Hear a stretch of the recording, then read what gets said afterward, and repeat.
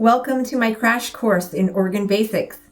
Part 1 of this series covers opening the organ, power, volume, parts of the organ, and accessing preset stops.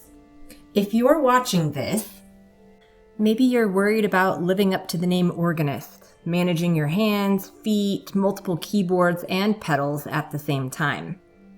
Maybe you're a little intimidated about the instrument itself and aren't sure where to start. Maybe this picture describes all you know about the organ. And while the bench is certainly wide enough to hold 3 passengers, those pedals on the bottom aren't the gas or brake. So let's start at the beginning. The very first thing you'll need to do is open up the scroll cover of the organ. So you just lift up and slide that back. So you gotta find the power button somewhere and turn it on to where it's got a solid line and wait for it to stop blinking before you do anything else. Second step is you need to give it some volume. So using the leftmost pedal, you're going to press the pedal with your toes, and you'll notice on the LED lights over here that it goes up and down based on how much you press it up. Tip number 1. If the organ is making really loud sounds and you can't figure out why, check the volume pedals first. Sometimes little children come into the sanctuary and move the volume pedals from their typical low volume position. This happened once at my church, and it took a few phrases to figure out why the organ was blowing up people's hearing aids in the congregation. Now we're ready to tackle stops. What are stops? These are buttons that help access various sound options like flutes, horns, and even bells. I've never seen the magical stops shown in this picture, but it would be nice if an organist could make these things happen at the press of a button. The next thing we need to do is add some stops. And the stops are these white buttons here.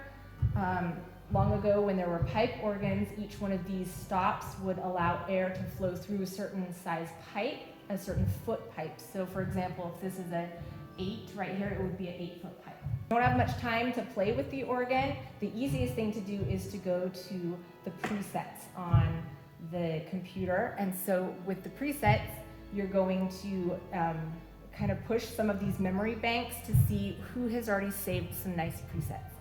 So for example, I'm in memory 1, and I'm going to put stops, the preset number 1 on, and you'll notice that it lit up right here. These sounds right here are for the pedal, and the pedal are obviously played with the feet, but you don't have to play with your feet. But these sounds are going to be coming from that area of the keyboard. The swell, you're not going to use. The upper keyboard on this Allen organ is the swell, and we don't care about that. We only care about playing on the lower keyboard, which is called the grate. And so these stops right here are on the grate. And an easy way to check and see if you like the sounds is just play a chord. That sounds pretty nice right there. Now, there's a beautiful button over here called the bass coupler.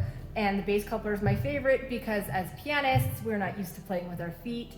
And so if you press the bass coupler button, all of the sounds that are the lowest note on your left hand, they will be doubled as the feet, and it plays it for you. So you don't have to actually play with your feet, but it sounds nice and full as though you were. So I always press the bass coupler button, and I make sure that my sounds are really good.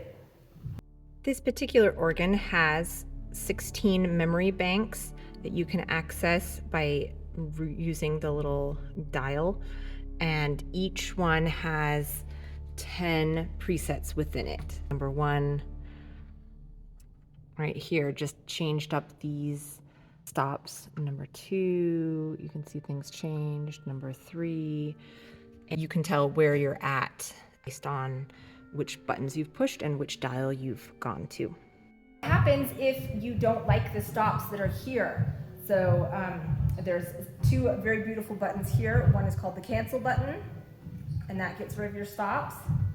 Or you can also use the R button. I'm not sure what R stands for. I call it the rescue button, R for rescue, and that stops things. Because you'll see that there's a lot of silver petals down on the floor, And if you accidentally press one of them, like that one, now you have a terrible sound that maybe you don't want as you were trying to play some soft and tender prelude music. So if you're not sure how to fix that, press the rescue button or the cancel button and go back to your original stops, and then it sounds much better.